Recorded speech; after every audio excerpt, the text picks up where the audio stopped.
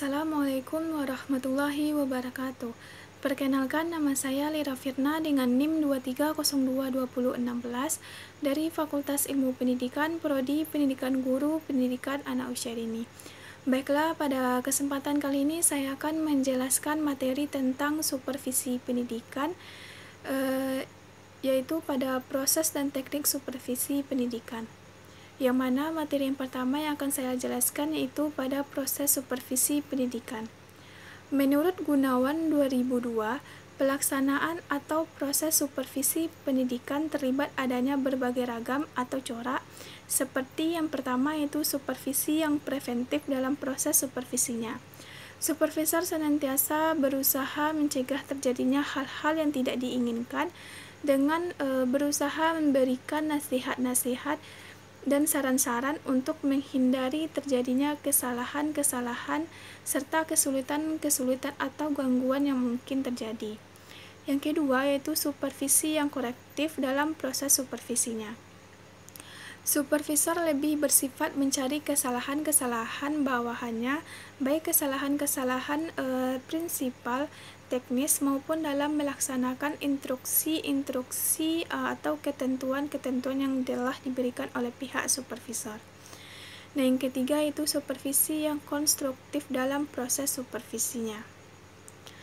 Nah, supervisor ini senantiasa berusaha membangkitkan semangat membangun, mengembangkan potensi bawahannya demi meningkatkan prestasi dan produktivitas kerja.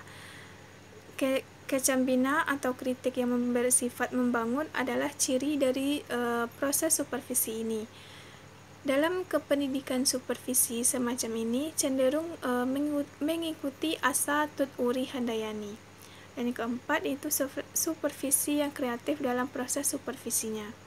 Supervisor senantiasa memberikan pada inisiatif daya cipta, penelitian, kepemimpinan, dan hasil-hasil penemuan bawahannya dengan memberikan penghargaan, piagam, atau predikat-predikat keteladanan.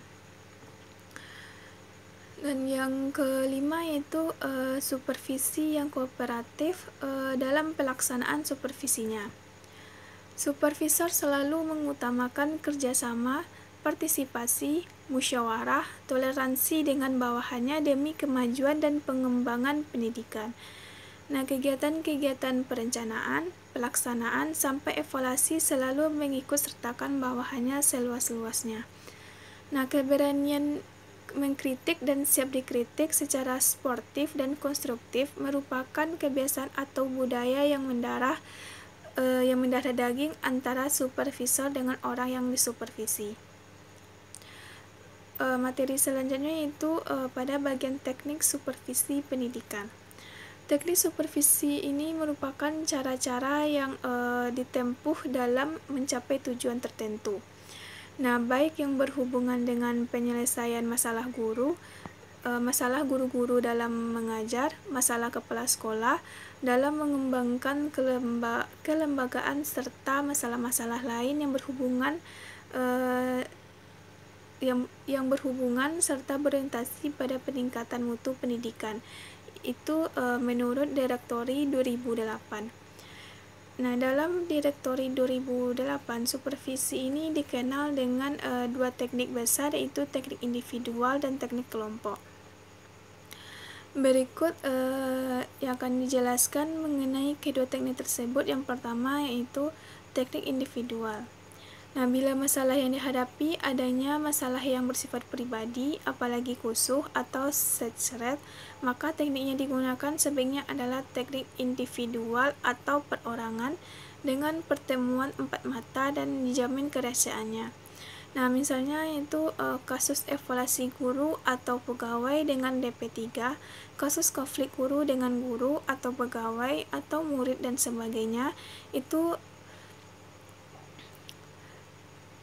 menurut Gunawan 2002 dalam Direktori 2008, teknik individual antara lain yang pertama kunjungan dan observasi kelas.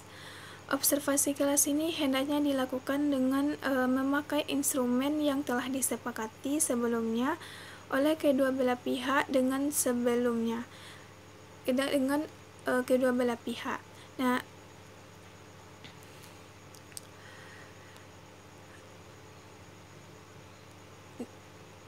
itu dengan melakukan pertemuan pribadi atau paling tidak diberitahukan terlebih dahulu kisi-kisi yang akan diujikan di lapangan oleh supervisor.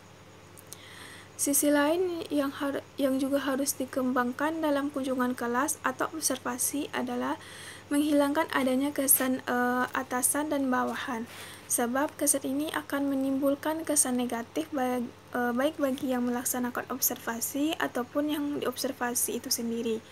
Akan tetapi hubungan yang harus dikembangkan adalah atas dasar kerjasama dan profesionalisme antara guru, kepala sekolah, dan supervisi itu sendiri. Yang kedua itu individual conference. Nah,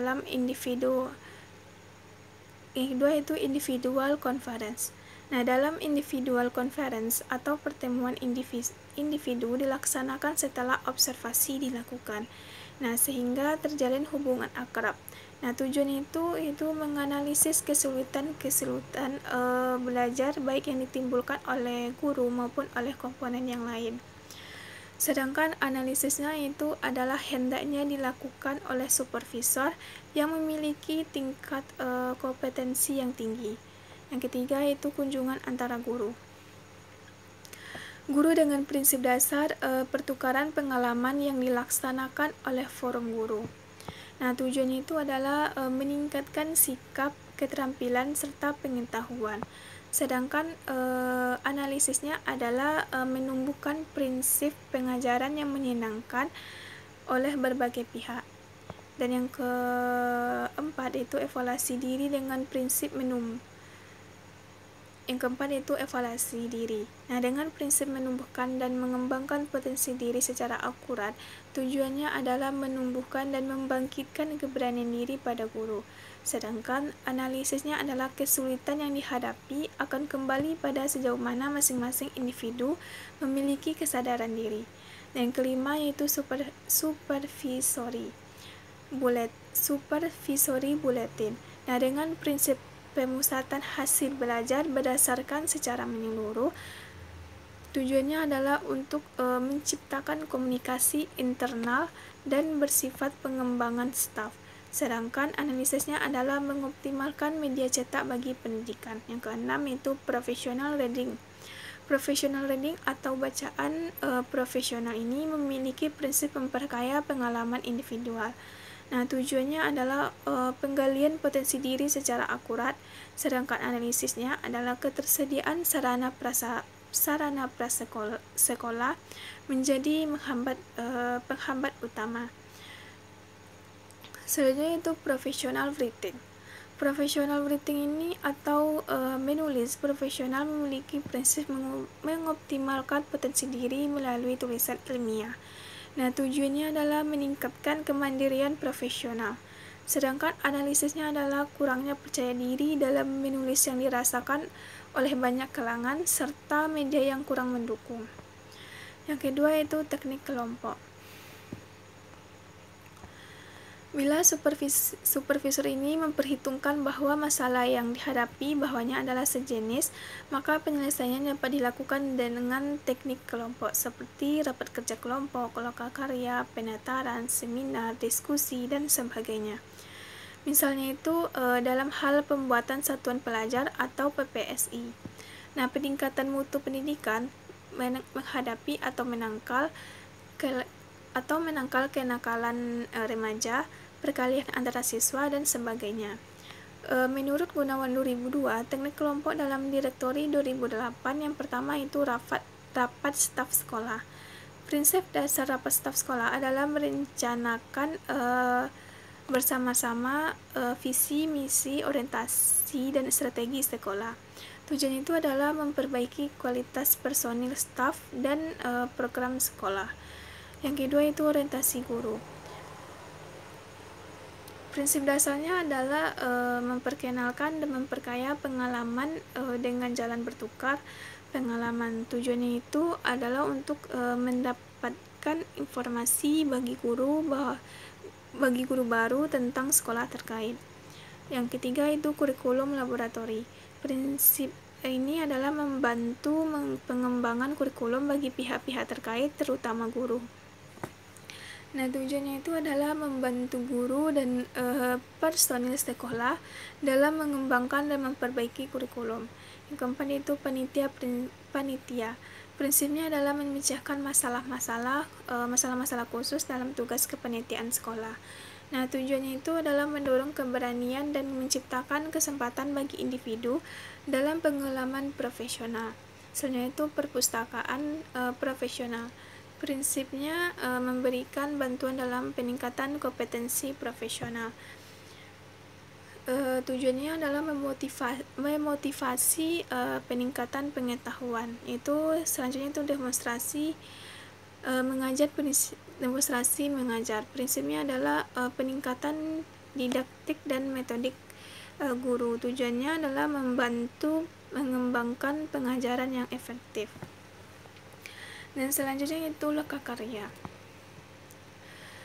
Prinsipnya adalah menghidupkan kerjasama yang memadai dengan tujuan untuk pemecahan masalah dan situasi sehari-hari. Selanjutnya itu field trips for staff. Personal itu prinsipnya adalah memberikan kesempatan pada pengembangan staf. Tujuannya untuk memahami teknik supervisi yang ditentukan oleh kebutuhan staf. Dan selanjutnya itu panel or forum discussion. Panel of forum discussion atau diskusi panel memiliki prinsip memperkaya ide dan gagasan dalam pemecahan masalah. Dan yang selanjutnya itu in-service training. Prinsipnya adalah mengacu pada asas pendidikan seumur hidup. Dan terakhir itu organisasi profesional. Itu memiliki prinsip keanggotaan dalam profesi menjadi kebutuhan tersendiri. Sampai di sinilah materi yang dapat saya jelaskan. Assalamualaikum warahmatullahi wabarakatuh.